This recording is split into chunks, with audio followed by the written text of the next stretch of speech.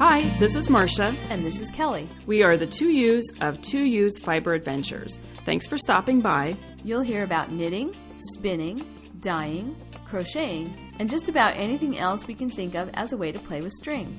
We blog and post show notes at twoewesfiberadventures.com. And we invite you to join our Two Ewes Fiber Adventures group on Ravelry.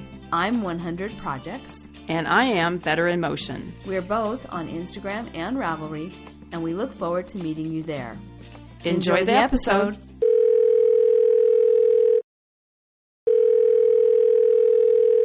Good morning, Kelly. Good morning, Marsha. I'm home. I know. You've been gone a lot. It feels like I've been gone almost the whole month of June between the trip to Texas and Arkansas, and then came home for a few days and then headed up the road to the Black Sheep Gathering. I was gone from last Wednesday until I was home on Monday. Now I'm home for a little while. I do have a conference in July, a few days, but other than that, I have some time at home. Nice. Yeah. Have you recovered from your heat stroke? Yes, I got home. So, let me just back up and say we went to the Black Sheep Gathering last weekend, and my friend Kim and I, we took the train down, and you drove up, and we took the train back, but it was delayed. Do you remember it was delayed about an hour and a half or 2 hours, I think? So, and it was really warm in Eugene, and we got on the train. I was all excited about getting on the air-conditioned train, and the entire train, I'm going to tell this, people are going to think that I just have problems with Amtrak, but the entire train was air-conditioned except the last half of our car. We were on the very last car. The last half of the car was not air-conditioned, the section that we were in. Isn't that weird? It's like, I don't know how. So I think each car is self-contained, right? Right. With water and electricity and air conditioning and heat. Yeah, for some reason, the last half of our car the air conditioning was not working. So Kim, who, we were together on the train, we went up to the observation car and sat there most of the trip back because it was cooler. And, of course, a better view, too, in the observation car. Yeah. It was fun talking to people. And then we had dinner about 6:30, I think. And we sat there. We were one of the last reservations, and so they knew what was going on, so they just let us sit in the dining car until they finally had to kick us out because they had to get ready for the next morning. But that was nice. Anyway, that was really nice of them. But it's a great trip, and it's so much better to travel by train, and especially that route, than to take the car. Yeah. So it was. But on Monday morning, I thought, I have all these plans, all these things I'm going to do on Monday. I went to the grocery store because we needed food, and then I came home and I took a nap, and then I got up and I kind of just sat around and spun and knitted. I did not do anything. I was kind of wiped out from the heat. You know how I am with heat. It's not my favorite thing. Well, I was going to let listeners know you didn't actually have heat stroke. Yeah, right. I did not have heat stroke, but I tease Marsha about her inability to handle heat. Yes, I do have a tough time with it, and I think. And the other thing I would say is, I think as I'm getting older, I'm having a harder time with it too. Well, I can tell you that I am not as used to it as I once was. I had a difficult time on my drive up, going through Reading at 110 degrees was brutal. And my car air conditioning is sort of marginal. I mean, I can put it on full blast and I can run it, and it will, it does work, but my car is not very powerful. It's an Insight hybrid from 2000. So I was skimpy with the air conditioning because I wanted to be able to have the engine actually take me over the hills. Well, yeah, you have the choice: running the air conditioning, or make it up a mountain pass. Exactly. Right? You can't do both.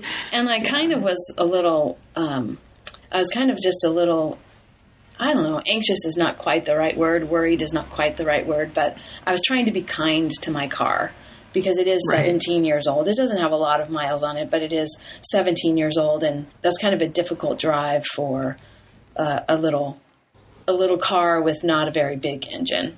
So, yeah. Anyway, it was. But I have to just say one thing about the heat, which is so funny, is about your wine. Oh, yes. And so so listeners know you had brought a bottle of wine with you, and it was in the back of the car. And you come into the motel room, and you said to me, "It's funny you didn't remember bringing a open bottle of wine, right? Because the cork is sticking out." You're like, "That's weird. I don't remember bringing an open bottle of wine." And then we look at it, and there's all this wine in there. And then it dawned on us that the heat at 110 was so much that it expanded, and it popped the plastic. What do you call it? It used to be metal, like on that. What do you call it? The wrapping that goes over the cork. Mm-hmm. The wrapper, it had popped that off, and the cork was sticking out. What, a half an inch? Something or like that. Yeah. And the funny thing was when I grabbed it out of the car and I saw that it was, and I had that thought, and then I thought, oh, maybe the heat did this. So then I was looking around for the little piece of plastic that must have popped off, and I couldn't find it. So then I was thinking, well, maybe I didn't realize I grabbed a half-open bottle of wine. and then I looked at it more closely and saw that it had no hole in it from a corkscrew. So I was not crazy. Yeah. I didn't drink wine in my sleep. Open a bottle of wine on the way up in my sleep and not realize it. Yeah. But we were laughing. We drank the wine and it seemed fine. Yeah. And I just said, well, it's safer because it's now been pasteurized. And actually, on my way back, there was still a half a bottle. And by that point, it was double pasteurized. Yeah, right. Because it was in my car again. I had to put it in the refrigerator to cool it down enough that it was drinkable. So it's a good thing I drank it. To drink. Yeah, that wine would not have aged well, I'm sure. Yeah. Oh dear. Funny.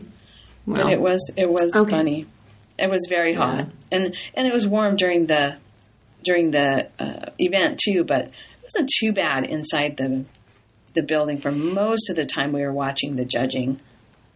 Yeah, it was. Yeah, and I like the marketplace was air conditioned, so that was fine. Yeah. And the first day, Friday, there was quite a breeze. Mm-hmm. Friday was our first full day, and it was more of a breeze, kind of. But then towards the end of the day, the breeze kind of stopped, and Saturday there was no breeze, and that was kind of much. It was hotter then. Yeah.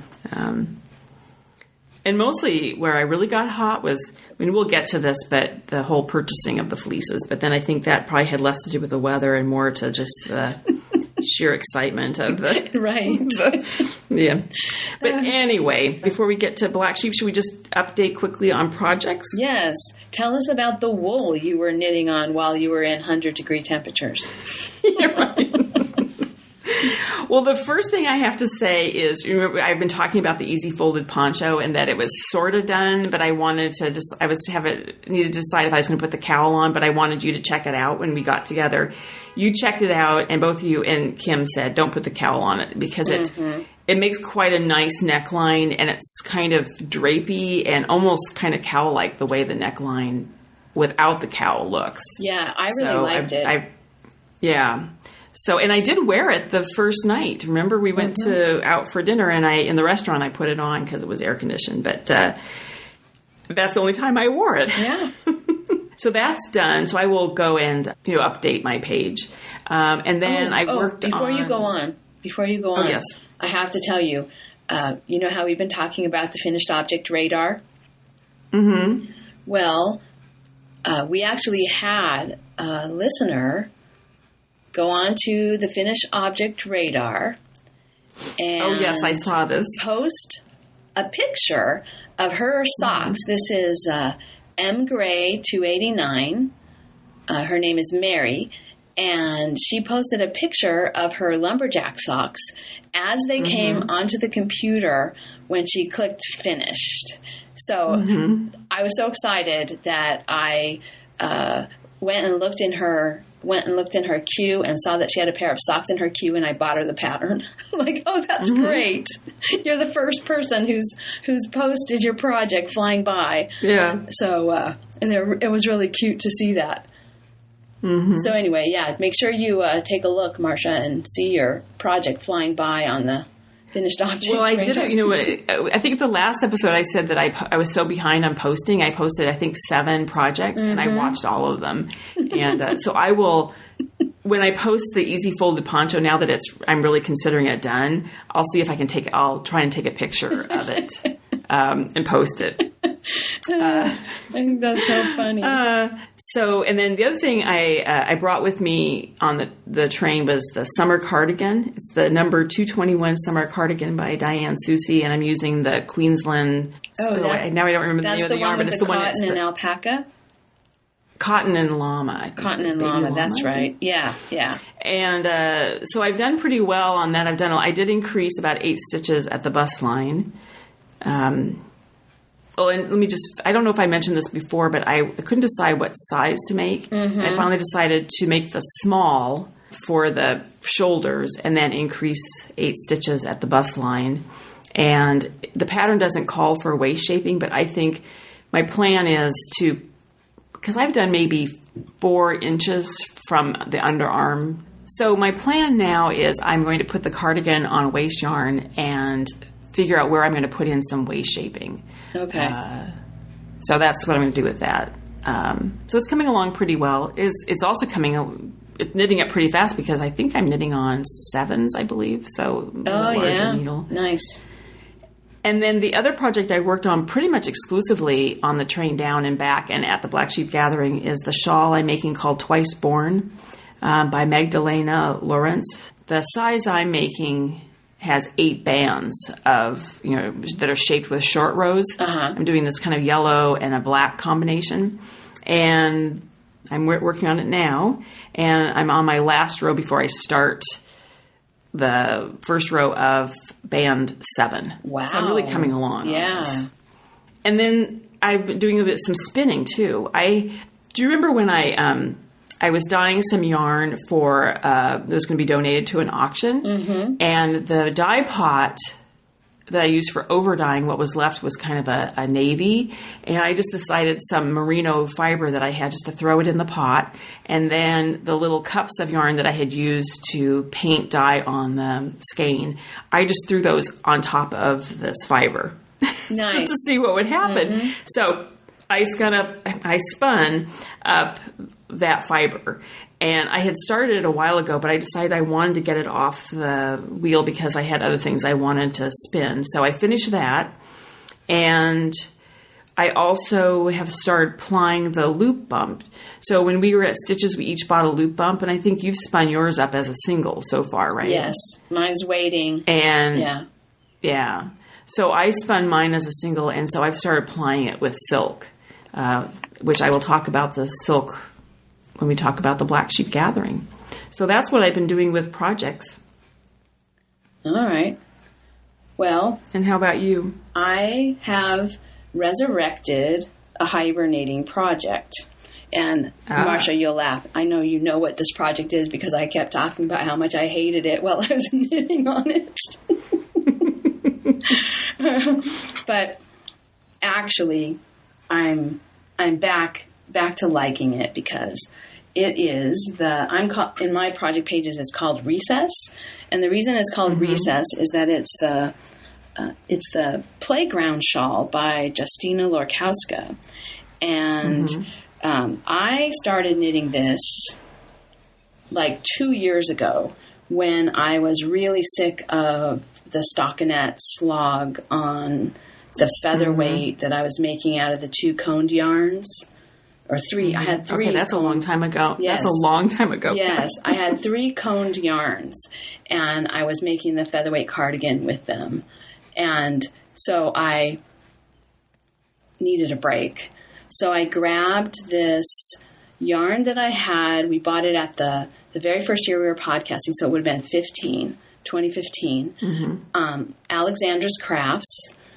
And I bought it at the Portland yarn crawl, and it was done with the ECOT technique that I thought was really interesting. And the color was really interesting too, because it's sort of a steely, purpley gray with pops of turquoise and salmon, which is a really interesting color combination. And so that's why I was attracted to it. And it's got tencel in it. So it's a wool tencel blend. So it's a slippery yarn. And then I paired it with an alpaca, frog tree alpaca sport weight that I had gotten at the very first yarn crawl we went to in San Luis Obispo, when we very first started the podcast. So anyway, this shawl was created August 26th, 2015.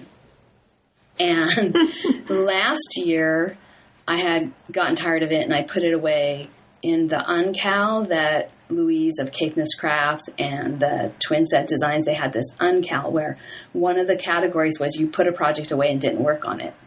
And I excelled at that. I nailed it.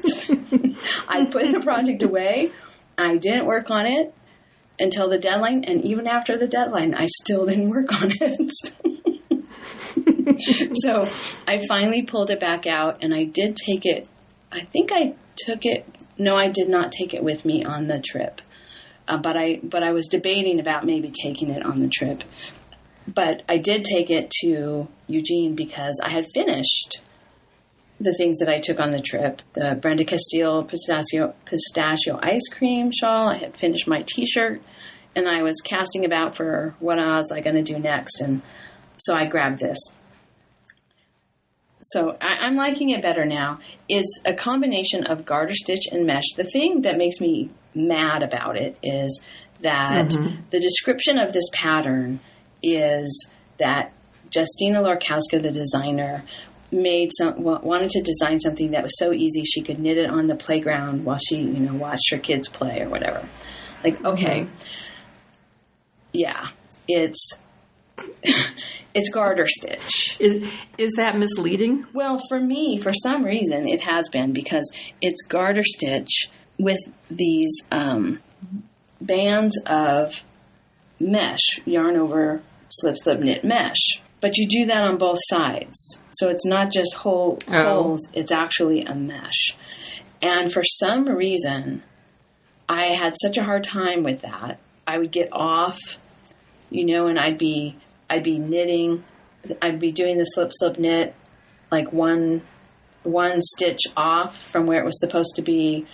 Or the worst thing that would happen, and this is because of my yarn and needle choices I finally discovered, is that I'd go slip, and as I was slipping the stitch, it would slip off my needle. And then because it's slippery yarn, it wouldn't just stay there the way when you knit with wool. If you drop a stitch, it doesn't usually run down. But because this is mesh and because it's slippery yarn and because it's slippery needles, it would slip off. And then the stitch would slip down. And then I just have to undo the whole, because I can't fix it. I would just have to undo the whole lace mesh pattern back to the garter and start again. I don't know how many times I did that. But I finally decided that I'm going to make the garter stitch parts bigger and bigger as I go. And keep the mesh parts the same size, because I do not enjoy doing that mesh with these yarns and these needles. And now that I'm into it, I guess I could change needles, but it's kind of like now I'm going to try to just white knuckle it and finish. But I do like the color. I think it's a beautiful color. Yeah, it's unusual, I think. And it's the bigger it's getting, the prettier it is in terms of the colors blending together and looking good together. So yeah, but it's not the most pleasant. I just have a side note for our listeners. I think it's kind of funny about that shawl is the frog tree alpaca that you put. I picked some up at the Knockers Retreat D-Stash room, and it was your yarn. Yeah, Drew, that color. It's kind of a rose color, would you say? Or yeah. Anyway, it's just kind of funny you said that. I brought it back to the room. I snuck out of the de-stash room and snuck into our room, and you said that was your yarn. Yep. Anyway, that's just funny to me. Anyway, and so what else are you working on? And then, so the only other thing that I have is I got inspired. Yesterday, I unwrapped my fleeces that I bought and put them away out of their plastic bags. And we'll talk a little bit more about that later. But while I was doing that, I got inspired, and I dug out my Santa Cruz Island fleece that I bought last year at the Monterey wool auction. And I thought, I need to card this. So I started carding it, and I carded up enough that and I started spinning this morning. And I think I'm going to spin this during Tour de Fleece, because Tour de Fleece starts July 1st and goes through the 23rd. And the deadline for entering something into our fair, the Monterey County Fair, is July 31st. And it's really good to enter something that is from a fleece that you bought at the fair. Yeah, that's nice. So that's my goal, I think, is that I want to spin for a 3-ply, I think, sock yarn. This wool is kind of soft. So I'm not sure that sock yarn is really the right choice for it. It's really fine. But I think they'll feel great, and I really want socks out of this yarn, so I'm gonna spin, I think, a 3-ply sock yarn. So, or maybe I'll make a 4-ply sock yarn. Oh, we'll see. We'll see how. I have a feeling that when I wash it, this wool, it's fine, but it's really bouncy, and the lock structure wasn't really defined to begin with. And once I washed it, it really just all kinked up on itself. It's just like these big bouncy pillow clumps of wool. And so I have a feeling that after it's spun and washed, my yarn will be one size to begin with, and then when I wash it, the yarn will be a bigger size. So I may not be able to get sock weight out of this if it's a 3-ply, much less a 4-ply. So we'll see. I don't know exactly what the purpose of the yarn will be once it's done, but that's what I'm thinking I want, is a pair of socks out of this yarn to start with. And then, of course, I have quite a bit more after this. A sock skein is what, 4 ounces? Yeah, and I think I have like 5 pounds, so. You can make a lot of socks. I have enough to do a few different things with it, but it's spinning up really nicely. It does have, I was not careful, and I'm going to be more careful with my fleeces in the future, I think. I wasn't careful about sorting the fleece, and because the Santa Cruz Island is not a very populous breed, right? It's one of the rare breeds, and so there's not been tons and tons of breeding for consistency of fiber across the animal. And so, whereas like a merino that's been bred for a long, long time, to have, the fleece everywhere on its body be very, very consistent, this one doesn't. And so I really should have, before I washed it, separated it out into, here's the longest staple, here's the shortest staple, here's kind of medium, this part's not quite so fine as the rest. I should have done a better job of sorting, but I didn't. And so I have some shorter fibers in with the longer fibers when I carded it. And so I'm getting neps in my carding. And then the other thing is, since this is such a springy fiber, it has so much elasticity, way more than in a merino. But it's not quite as fine as a merino, but it has way more elasticity than a merino. When you card it, it like stretches the fibers out, and then they have a tendency to like spring back on themselves when they get released from the carding drum, I guess is what it's called. If you go too fast, they have a tendency to like spring back on themselves and make a tangle. So I do have quite a few of those kind of neps or noils, little tangly areas, little small bits and tangly areas in the carding, but it is carding up really nicely. I'm going to enjoy spinning this. So that's it. That's what I've been working on. Just two things, one knitting project and one spinning project that I just started this morning. Nice. Well, should we talk about black sheep? Yeah. It was so inspiring. That's even why I started with my spinning, and probably why you got your wheel out too. Yeah, exactly. Because I want to start spinning the stuff that I have. So I had to get what's on the bobbin off the bobbin. So, or I need to buy more bobbins. Right. So, Marsha, we had a lot of fun at Black Sheep. Oh my gosh. We certainly did. What do you have in your stash now that you've come back? Well, I bought some things to finish other projects. That's partly what I did. So I think one of the first things I bought was I went to Bellwether Wool Company. And you remember last year I bought the Wensleydale? Yeah, that was beautiful. The bulky. Mm-hmm. And I had 800 yards. And I couldn't decide what to make. I thought, I was going to make a vest. But all of a sudden I thought, I don't think I want a bulky vest. You know, a vest made out of bulky weight yarn. And so what I really want is a sweater that's almost like a jacket. Mm-hmm. So I went to the booth, and they still have the fiber. In fact, she said she just has a ton of it because it's not dyed. It's just the color of the sheep, and I don't know. So you don't have to worry so much about dye lots or anything. Right.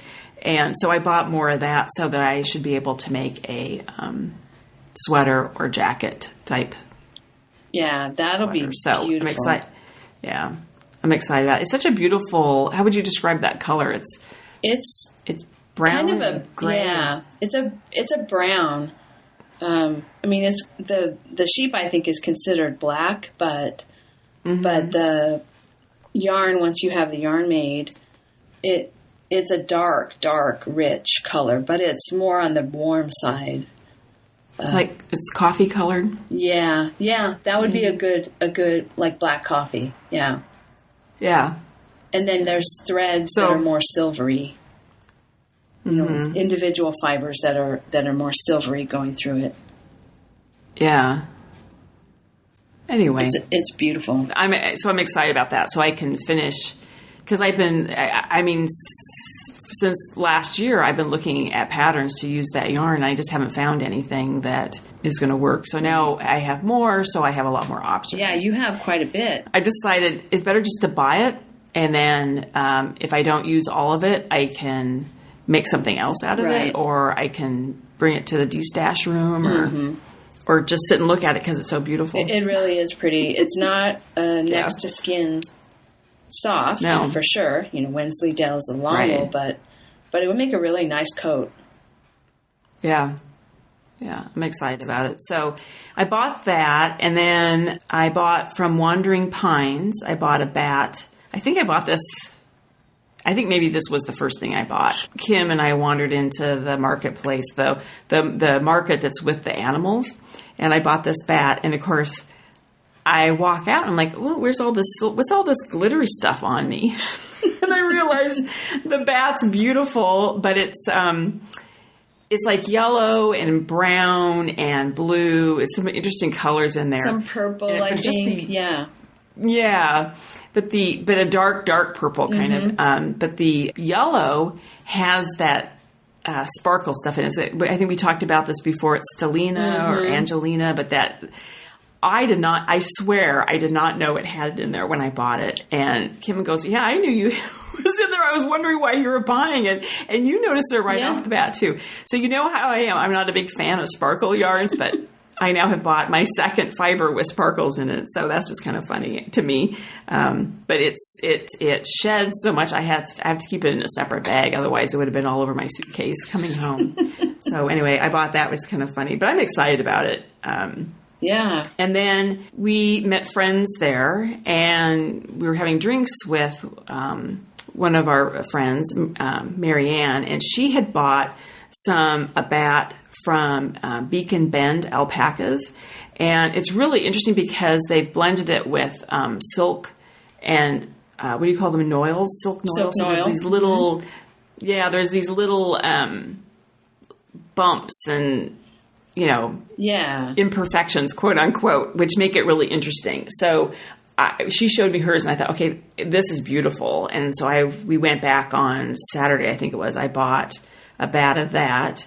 And then she also had these really interesting bobbins of silk that she bought at the booth. The Eugene Textile Company has a booth at the show. And I bought 3 bobbins of silk. I bought a kind of a silvery color, like a light gray or silver, a light blue, and then a red. It's kind of more of on the pink side. It's kind of a pinkish red, with the idea of applying that with the bat with the silk noils in it. Or when we were down at Stitches, we bought the loop bumps, and I've spun mine, and we've talked about this in previous podcasts. I've spun it. But I don't know if I was going to apply it, how I was going to apply it. Was I just going to use it as a single? Was I going to, I didn't want to apply it back on itself because there is actually a color order, and I thought that would disrupt it. And then I thought, well, maybe I'd spin something else and apply it. Well, I've talked about earlier in the podcast, this is the silk that I'm using the light blue, and I'm applying it with that, loop bump, which that was Marianne's suggestion. She showed me a yarn that she had made that she had plied with a silk plying thread, and so when she saw them, she was excited about them too. And she was a good salesperson for these because I ended up buying. First, I bought 2, and then I went back the last day after you guys were gone, and I bought a 3rd one. So I have 3 of these little bobbins. Also of the playing stuff. I was going to buy 1, and then I'm like, okay, these are so cool, and so I ended up buying. I bought 3 as well. Well, and they come on the bobbin that actually goes into like a weaving shuttle, a commercial size weaving shuttle. So once you're done with the thread from plying, you have this really interesting. I think it's called a PIRN. PIRN. You have this really interesting wooden bobbin for, I don't know, decorative purposes, or I guess if you have a... Yeah, I don't know what I'm going to do, but they're just kind of cool looking. They are, they're kind of, they're old. I think they're old, but they've been used, so they're kind of battered. Kind of, how wood gets sort of... Yeah, they're... weathered, kind of a worn. They're very cool. Really interesting. Yeah. Yeah, I bought one to ply with my loop bump. I got 2 different colors that would go with my loop bump. I don't remember now which color. I think one of them is like an eggplant, and I'm not sure what the other one is. I can't remember. And then the 3rd one I bought a big one of sort of a silvery blue color. They were all different sizes and different amounts of and it's literally thread, very, very fine silk thread. And the only thing is, remember we were laughing because I said, how much, because the package doesn't say anything about yardage. And we went up and asked the people working in the booth, what's the yardage? And she said, that's a really good question. But she had no answer. Right. And one of them said, you could just say there's enough. And then she said, or you never know, there might be not enough. But the thread is so fine. I'm sure I've got plenty to ply with my single. Yeah. So I've been working on that since I got home. And do you like the way it looks? Yeah, I do. It's kind of interesting because I have the bobbin that I'm plying onto and then the bobbin that I'm plying from. And when I compare the two, the loop bump as the single... it was definitely black, or the dark color, definitely red, definitely blue. And now that I'm plying it with this light blue, it's sort of tempering all that, so that there's now a uniform color going through all 3 of those colors, and it's changing it. It's so interesting how fiber changes from the bat. In this case, the loop bump was actually roving, but, to how it looks when it's spun, to how it looks when it's plied. And then when and I don't really know what I'm going to make out of this, but it'll be interesting to see it now when it's knit, how it changes. But it seems like it sort of evens out the colors, or sort of visually blends them a little bit more. Yeah. It'll be interesting how it's done when it's actually knit up. We did step out of the marketplace and we went to 2 yarn shops in Eugene. And we went to Cozy, which I think is a new shop. Mm-hmm. And I bought Flax by Fibra Natura. And it's 100% linen. And I bought it in a colorway called Tarragon. It's kind of a bright green. I wanted to buy some 100% linen. I was inspired by the talk that Elizabeth Doherty gave on linen at the Knockers Retreat. Mm-hmm. So I bought 7 skeins. I think the idea, I want to make a t-shirt out of it. Uh-huh. But I washed this morning I washed one of the skeins. Because remember Elizabeth said, if you find that the linen, she said some people say that linen, they don't like knitting with it because it's hard on their hands. Mm-hmm. She said if it's hard on your hands, then just wash the skein before you start knitting with it. So I thought I would try that and see how it feels. Yeah. So I've got one that is drying. And I'm excited to start that. And then we went to this other yarn shop called Soft Horizons. And both Kim and I bought some of the Stone Hedge Fiber Crazy. And we've talked about this before, that this is the yarn that is the mill ends that they ply together and make this yarn. And there are no 2 skeins alike because it's random how they ply everything together.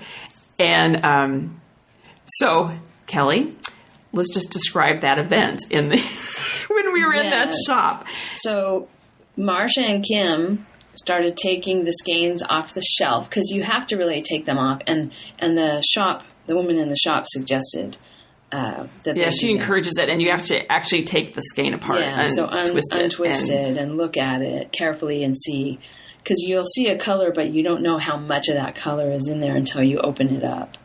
And so they had all these skeins all over the floor, all over the table, and this one little, the shop is cute. It's in an old house. And so this Crazy is in one of the rooms, and in that particular room, it was just the 3 of us. And so Kim had her skeins all lined up on a table, and Marsha had her skeins all lined up on the floor, and then I'm grabbing more skeins off of the shelf and saying, oh, look at these 3 together. And I would take 2 or 3 skeins apart and then hold them together and then twist them into one big skein. So you could kind of tell how the colors go together. So we had almost every skein of that yarn off the shelf before we were done. Yeah. We did put it back. Yeah, we did put it all back tight, very tidy. But the thing about that shop, though, which is really nice, they have so much of that yarn. I've been to other shops where they have just maybe 10 skeins, not a lot, and they have a lot. Yeah, they do. So it's really so much to choose from. But we were laughing because you can try and find 2 skeins that are similar in color, or so it would be kind of fun is pick 2 that are completely the opposite and just see. These would never go together is what you should look for. Yeah, you think, these will absolutely never go together. And then they end up kind of going together. Yeah. And I said, I think it would be kind of fun is we go there and you would grab a skein and Kim would grab a skein. And then those are the 2 skeins that I have to buy and make something out of. And then I would grab a skein, Kim would grab a skein, and then you have to make something out of those 2 skeins and then go on, the same thing for Kim and just see what we would come up with. We didn't do that, but I think, some year that would be kind of a fun thing to do. That would be fun. But anyway, but you didn't buy anything at either shop, did you? No, I didn't buy anything at the yarn shops because I was waiting for the fleece sale before I decided what I was going to buy. So I really didn't. Right. I did buy the silk thread.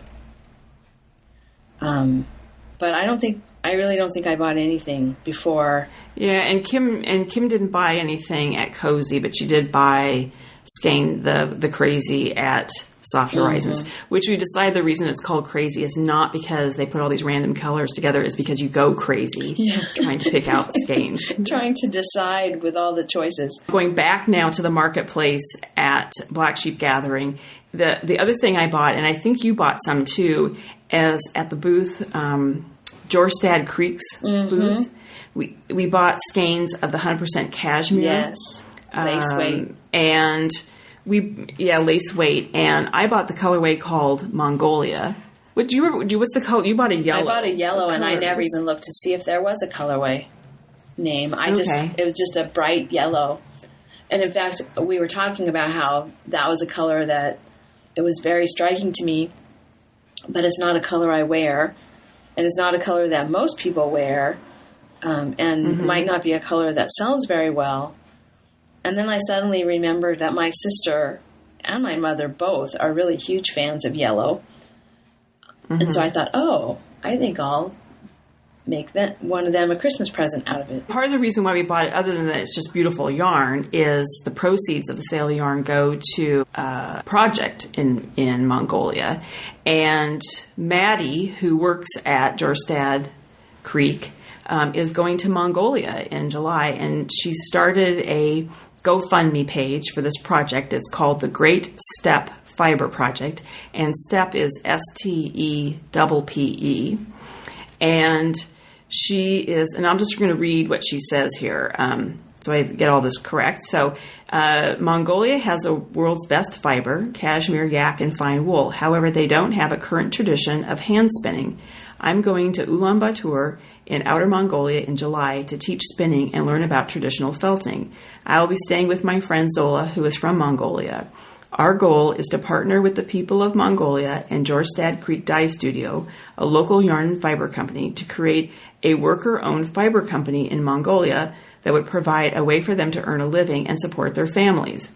And so this is what is on her GoFundMe page, and she's just looking for donations to buy equipment to take with her. And so it was fun to talk to her about it. It was fun to buy the yarn because it was a great project to support. Yeah. And also I wanted to buy it because Madison had been so great helping me when I was over dyeing yarn for that Afghan that I made out of my dad's sweater. Jorstad Creek has a over dye Saturday where you can bring what you think is ugly yarn and go down there and over dye it. And she was so great helping me that I really wanted to buy the yarn. Yeah. And that service, the fact that they provide that service that day to just have people play around with color is really cool. Yeah, that's what I got. Now, Kelly, let's talk about you. Okay, so I've already said that I bought the silk threads, 3 of those bobbins, and I did buy the yellow lace weight cashmere. But I also bought, let me tell first something else I bought in the marketplace because I thought this was really interesting. There was a booth called Homestead Hobbyist, and the guy who owns the company, his name is Ken. And Kim had met him while she was looking at fiber for her spindle, spinning on her spindle. But when I went, I was really taken by the fact that he had some very interesting blends that he had made specifically for the Black Sheep Gathering because the Black Sheep Gathering is a celebration of natural colored wool and sheep. And there are lots of unusual breeds of sheep that you don't see every day. So I bought a bump of Corriedale, eider, and silk blended together. And I am not familiar with eider sheep, but I'm going to read about them a little bit. And that was a real nice gray blend. And then the other one I bought was a little coarser, but very interesting. And it is, and I actually looked up how to pronounce these. Charolais, Zwartbles, Fin, and silk blend. So the Charolais and the Zwartbles are European sheep. One is French and the other one is Dutch. And then the Finn sheep is, I imagine, introduced in Finland. And then both of those, all three of those are blended with silk. So I'm excited to spin those, and I'll talk more about the different sheep and their characteristics when I start spinning those bumps. But that was really attractive to me to have some different kind of fibers to spin.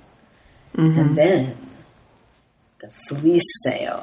So Marsha and I had watched the fleece judging on Friday and tiny bit on Saturday before the end of the judging.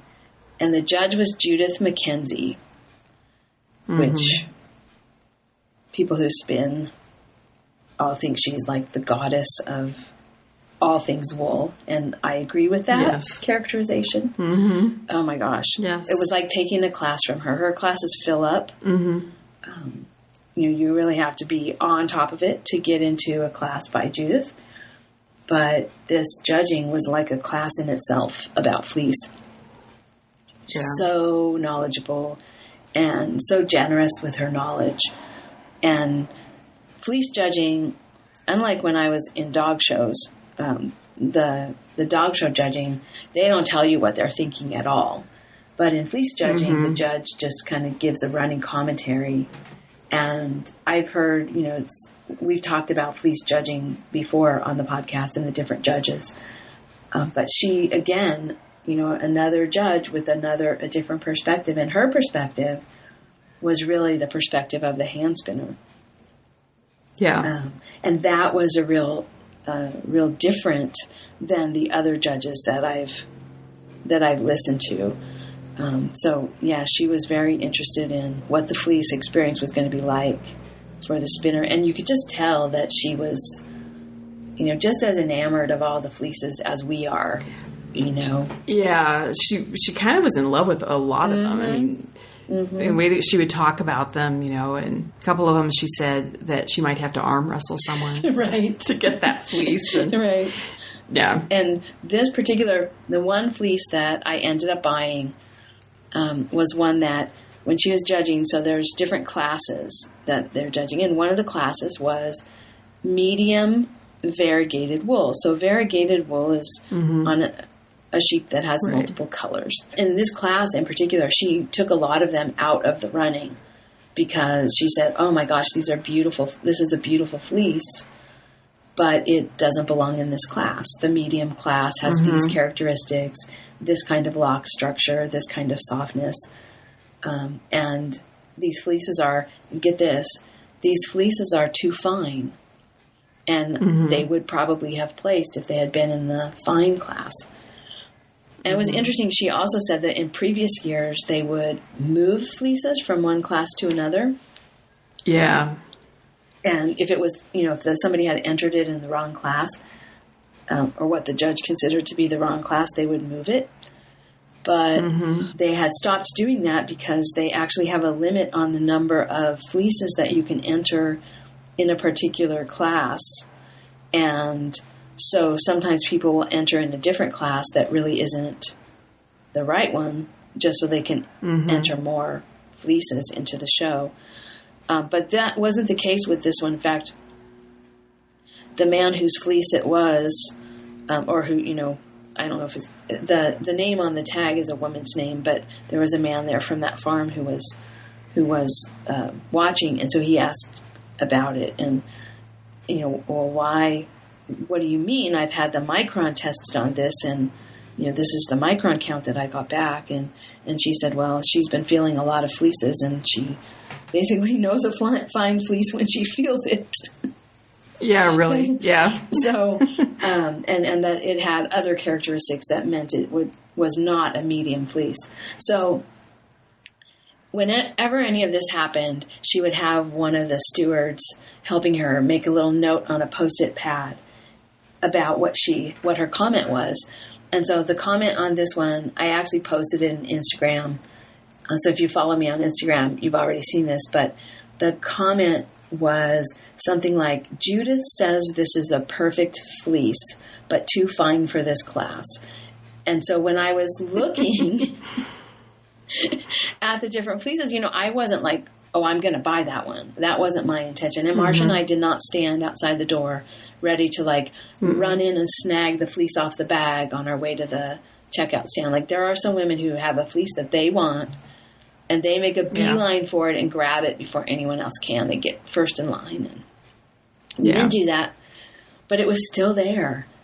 And when I saw it there and I saw that note, I thought, I have to have this fleece. Judith MacKenzie thinks this is a perfect fleece. That's too fine for the class it's in. Yeah. I have to have this. So that's excellent marketing. Exactly. Exactly. And I like, okay, yeah. And I think the only reason it hadn't sold was that it's just so big. It was almost 10.5 pounds. And, it's a fine fleece, so it was priced higher than most of the fleeces that I bought. Probably, I can't say for sure that it was the most expensive. I think it's probably the most expensive you've ever bought. I would say that, Kelly. I think it is, but I don't, I'd have to go look at my records, but I think it is. It was $23 a pound. That's a price that I don't normally pay that for fleeces, but this one was exceptional and oh my gosh, so gorgeous. It's from Dubair Farms and it's an interesting combination too. It's Rommeldale, which is the same breed as CVM, California Variegated Mutant. So that's probably where the color comes from. And it's a Rommeldale crossed with Merino and crossed with Columbia. So those three breeds. The Rommeldale is not as fine as a Merino, but it's on the finer side. Columbia is more of a medium. But the combination gave a really nice, soft, fine fleece with really interesting color. And because of the Columbia being such a large breed, it's an enormous fleece. So I'm going to have a lot of fun with that. I'm really excited. Yeah. We were talking about it, when we were there that night, you took some of the three colors and washed them. And I said we were talking about it would be fun to, separate out the colors and spin them and then knit a sweater with its color work, but with those three distinct colors or something. Because there's dark gray, there's a lighter sort of steely gray, there's kind of a taupey gray color, and then there's white, which on the back side is bright white, the cut end. On the other side, it's more of a beige color, partly from dirt and partly from sun bleaching. So we'll see what that comes out to be once it's spun up. But yeah, very, very cool.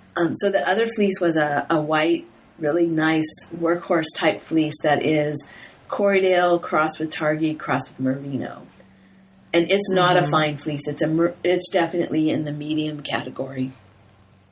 And so it'll be really nice. It's got a real sponginess to it, and I think that's the Targhee. That once I washed it, it really just poofed. And similar to what I was talking about with the Santa Cruz Island, how it just has a real springiness, elasticity, bounce to it. So anyway, those are my two fleeces. Exciting. Yeah. I did not buy any. And I think that's why I was sweating so much. I was trying hard not to buy a fleece because I was thinking of what I have at home. I think I have 6 that I've not spun. So I have no business buying a fleece. Yeah, they were beautiful. Yeah, there were some nice ones. Very nice fleeces. Yeah. I was not trying to encourage Marsha to buy a fleece. And one of the reasons is I think it will be good for you to spin some of each of your fleeces so you get a sense of what the fleece feels like compared to what the yarn feels like. Because a lot of the ones that you were kind of attracted to would have been relatively coarse yarn. And not that you don't like coarse yarn, but there's only so much of that you need. Yeah. So if you already have, like, let's say you already have a Romney fleece, you don't need 2 more fleeces that are similar to Romney. That just there's specific uses for all of them, and And you can have too much of a particular type that you don't have a lot of uses for. So, right. Yeah. Yeah, no, that's the thing is I realize I just get so, I mean, some of the fleeces are beautiful. Mm-hmm. Well, they're beautiful. Actually, honestly, all of the ones where they're beautiful. Yeah. And you get kind of caught up in the excitement of just how beautiful they are and the possibilities. But I do agree. I have to spend a lot more time just spinning all the ones that I have to get a better sense of when you feel a fleece and you look at the category, the type it is. Because the ones I'm really always attracted to are those long wools. Right. Yeah. And I am too.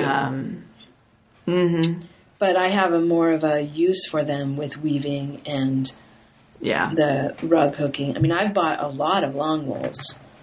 I bought Navajo Churro. I bought Lincoln. I bought Cordell, Lincoln crosses.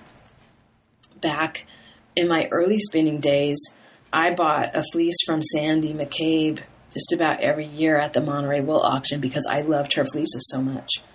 I've made those rugs out of the, woven those rugs out of the lock with the locks still in their formation. So there's a lot you can do with them, but there's not a lot of knitting that you can do with a Lincoln or some of the long wools. Yes, because I have a Lincoln.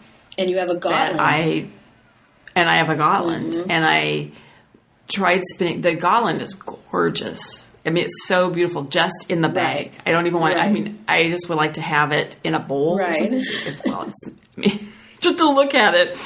Well, in fact, which a side note, there was a gentleman that had a booth. He was selling Gotland skins, or what do you call it? It's not pelts. Thank you. And I thought, okay, that's really what I should have just bought because that's really how I just like looking at all those silvery curls. Well, and that's why I made those lock rugs. Right. Because I liked the fleece so much as a fleece that basically I washed it, took it apart into locks, and then put it back together again as a rug. Yeah. Yes, you put the sheet back together. Yeah. But my Lincoln, I did wash that, and I tried spinning it, and I have to learn how to spin it because it's like piano wire. You have to use a lot less. It requires a lot less twist, and if you put too much twist in it, you do get something really coarse and harsh. Yeah. But I would agree with you. I need to take some time to spin what I have before I buy anything. And you don't have to spin the whole thing, right? We've talked about this before. Right. But spinning some of it so is this a yarn I like to work with before you have 3 fleeces of a type that makes yarn you don't like to work with or that you don't have a lot of uses for, So, that's my suggestion to anybody who's buying fleeces is to spin up some of them so that you get a sense and you can see because they're so attractive, but the qualities that attract you in a fleece are different from the qualities you want in a yarn. In many cases. I mean, that's not across the board, but I mean, like I'm always attracted to those golden shiny Romneys. And then when you wash them, they're not golden anymore. Right. I mean, it's still pretty, but it's not quite as pretty as it is with all the golden lanolin shining off of it. Yeah. No, I agree. Yeah. Yeah.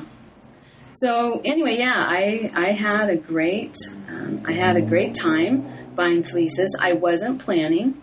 I didn't say I wasn't going to, but I wasn't like I'm going. Like last year, I knew I was going, and I knew I was going to buy fleeces, multiples. But this year, I knew that I was going to be open to that special thing that called my name, and there it was. And you got it. I got it, yeah. It's so beautiful. I can't wait to spin some of it up, but I am going to focus on the Santa Cruz Island first. So I didn't wash it. I'm going to be careful about how I sort it before I wash it. I'm going to be really intentional about how I spin it. And I've never done that before. Well, I don't think I've ever done that before, where I separate it by color and then, look for like what's the softest part of it. And, I'm going to use it to make this particular project. Most of the time I just wash them and spin them and then decide. The 2 fleeces that I got, even though one of them is white and not a colored fleece, kind of goes along with the sort of theme or purpose of the black sheep gathering, to sort of celebrate those breeds that spinners can use. Yeah. I mean, the one combination is Columbia, has Columbia in it, and Rommeldale. Both of those, and the other one had Targhee in it. Mm-hmm. So those 3 breeds, Columbia and Targhee, were developed by the USDA Agricultural Research Service, so developed in the U.S., and then the Rommeldale was also a breed that was developed in the U.S. So I thought that was kind of cool when I started looking into the breeds that were in those fleeces. Mm-hmm. I thought the show was very good. And Judith was so good. I was thinking, I learned a lot. I did too. Just about the history of it. And you read about the history of the black sheep gathering. I had not really read about it, but she mentioned this, that it started, was it 74? I think it was their first. Yeah, 1974 was the first one. And the purpose of the show is to celebrate colored sheep, because prior to that, there was a movement to have just white. The industry wants white sheep, right, because then they can dye the fiber any color they want. And so it was not desirable to have colored sheep for industrial purpose, on the industrial level. And so that was the purpose of the black sheep gathering, is to celebrate colored sheep and encourage the breeding of colored sheep. And so I did not know that. What else did I learn? Oh, about Jacob sheep. That was interesting about Jacob sheep is their color, they're spotted, right? They have white and brown on them, but they're different fibers. Oh, yeah. They're not just the same fiber, different colors. They're actually different fibers altogether. Yeah, there's a difference between the brown sheep part and the white part. Yeah, yeah. Yeah, that I like. Well, that's kind of. And then the other thing I did not know about the sun bleaching on the tips is, I know you can cut that off if you want. If I understand this correctly, Kelly, though, it doesn't weaken the fiber or anything. It's not it, but yeah, not typically. She mentioned that it doesn't damage in the sense that it's not usable. Right. But she did say that the sun discoloration, it can continue to fade. Mm-hmm. After you've spun it and dyed it, it can continue to fade, which I thought was interesting. I did not know that. I never thought of that before either. Like, I have a black sweatshirt that I wear a lot, and I noticed that the shoulders of it are lighter color than the rest. It's not, that dye is not light fast. And sometimes, like if you have a hooded sweatshirt, where the hood sits all the time, you'll notice that that's darker than the rest of the... Yeah. Yeah. So, I never really thought about a wool sweater that you knit, whether that natural color would be light fast or not. But that is interesting. The gray that's in my Funky Grandpa actually has some sun discoloration on the wool because it sat for so long, so many years. And it sat in a basket in one particular skein. I mean, I moved them around and looked at them periodically, but it must have been set at one point where the sun shined in through the window, because there was one skein in particular that was kind of faded on the end. You could see a fading. So but I never really thought about the fact that if you get a black fleece and you make a black sweater and you want it to be black, if you wear it a lot, it's gonna. If that sheep is prone to sun bleaching, your sweater will sun bleach as well. Yeah, yeah. And then it was interesting too that she pulled. I did not see this the last 2 years, but she pulled. Two fleeces that I saw she pull out. One had, what do they call that? I forgot now, Kelly. It's the thing where it's the mite that causes... Oh, yeah. It had skin flake. Skin flake. And she pulled that out and out of the judging and said, that... And they're going to put a note in there that she wanted to talk to the shepherd about it, but how to treat this and help them. So that was interesting. And she pulled... And then... More importantly, she pulled out the one that actually had what she called wool rot. Yeah. And she said, it's not the sheep's fault. It's not the shepherd's fault. It's the effect of weather. And we had so much rain that it was a tough year for sheep because of the amount of rain and cold. I mean, not cold so much, but the rain specifically, that it affected the fleeces, and so this one had wool rot. She could tell by the odor, apparently. So she pulled that one out and then put a note. She wanted to talk to the producer about it to help them out. So very generous that way, to wanting to talk to everybody about keeping their flock healthy and how to. But yes, and there was a lot of discussion about the impact of climate, stress, what stresses sheep and how it can affect the fleece, which I didn't really realize the full impact of stress on sheep. And you think they're hardy little things because they're out there in all kinds of weather, but it does affect them. In fact, somebody said too, I heard that sometimes if they want to really have a nice fleece, they don't breed the females. That's a lot of pregnancy stresses the... Yeah, and castrated males, wethers, have nice fleeces because they don't. That's their only job, is to grow fleece. They don't have those hormonal changes and stresses on their body. Yeah. Anyway, fun event. Yeah, it was great, and we had a nice time because we reconnected with people that. From the Bay Area that had come up we had dinner with friends on Friday. Yeah, lots of people that we had previously known from Knockers and other Bay Area events were there. I was kind of surprised by the large Bay Area contingent. Yeah. And we had our meetup. We gathered for our meetup, but I think it was so blistering hot, nobody had the energy. Yeah. I don't think anyone showed up, but it was so hot. But we did meet a lot of listeners that were actually there. Yes. Suna and her daughter Carolyn, they were there last year. We met them for the first time last year, and they were there again. They were in the fleece show and sale, and they ran into us. So that was fun. I think Suna did buy fleece. I haven't seen any pictures on Instagram yet, but I think I probably will. And then I believe her name is Mariah. She actually volunteers at the Black Sheep Gathering. She's one of the stewards and helps with the sale at the end.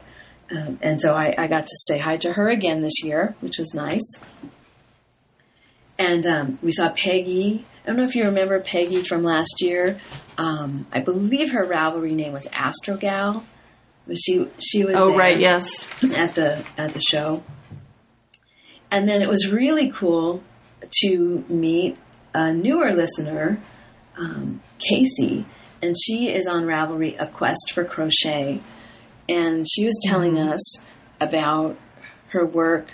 She's doing some work in sustainable agriculture, and she was actually taking a class about pastures at the Black Sheep Gathering. That sounds fascinating. So I'm interested to hear more about what she's doing, because that was really interesting to me, right along the lines of all the fiber shed stuff. Right, yeah. So it was very cool. And then... Yeah, so it was nice. I was just going to say, we did not run into Amy Greenhook. We missed her, but she was there as well. Yeah. And then the other thing, we just wanted to talk to you about some of the people that we met that had booths at in the marketplace we talked about homestead hobbyists, but we should mention too Youthful Fiber. Her name is Kim, correct? Yes. And she's from Halsey, Oregon. Yeah, and she has a new fiber mill. In fact, as we were talking to her, remember, I don't know if listeners will remember Marsha talking about going down to Fantasy Fibers and spending more on her brother's ideas of fun than on her shipping. She would have saved money if she just had the fiber shipped, but instead she had a weekend in Portland. But Kim ended up purchasing the equipment when Fantasy Fibers closed, and so. Yes, I was really excited. And the other connection, too, is the little Herbie spinning wheel I bought from Janelle, who owned Fantasy Fibers. And, and then when I went down there to pick up the fiber, because I was sort of one of her last customers, I was telling Kim that I had for about 30 seconds thought, maybe I'll buy all this equipment. And then I had then I suddenly figuratively slapped myself and said, no, what are you talking about? You don't even know how to do this. But she literally bought the equipment. So I'm excited that she did that and that she's going to start. So right now she's making bats, right? Right. But she's going to start, bats and roving, but she's going to start making yarn in the fall, hopefully. Yeah. So she was fun to talk to her. And then also Lonnie of Lonnie's Lana. Yeah. And, but why don't you talk about her, because you bought her material, correct? So she's the shepherd. It's Bear Ranch in California. She's the shepherd whose wool went into the climate beneficial fiber.